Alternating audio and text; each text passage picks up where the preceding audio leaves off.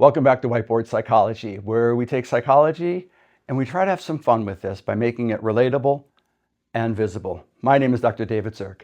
Today, I'm going to be sharing with you a model that's really important, especially in the relationship world, and I call it the tide model. There's 4 things I want to bring to everyone's attention. When life gets really difficult and we begin to feel like we're not having control over our choices in life and what's going on, we feel trapped. That's the T in tide. We feel trapped by our circumstances. And one of the things that's very unique about circumstances, they can be real or imagined.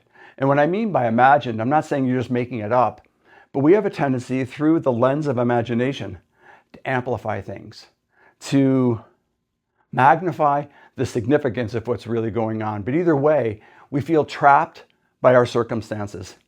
And as a result of that, it increases our tendencies to be isolated. That means to be alone.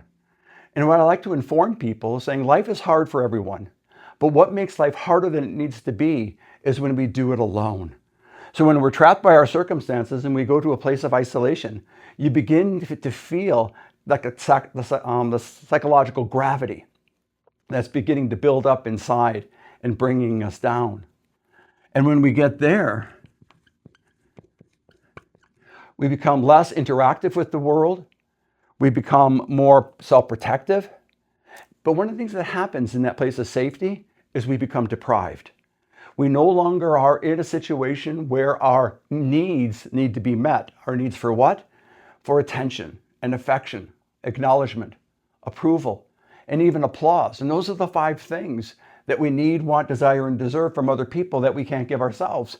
And so we go into a state of deprivation. And from that state of being trapped by our circumstances, isolated or alone, deprived, we end up feeling empty. There's like an existential emptiness that occurs. And this is where people go into a state of hopelessness and helplessness and feel like they can't get out of it. So the idea is to understand when the tide is moving out in your life, recognizing that, and then bringing it to someone's attention that you trust. Because the idea of being around other people, connecting with other people who then can validate what's going on inside of you, but most importantly, they can validate it and they can begin providing you the feedback that you need. They can start giving you attention and acknowledgement and everything else I was telling you about.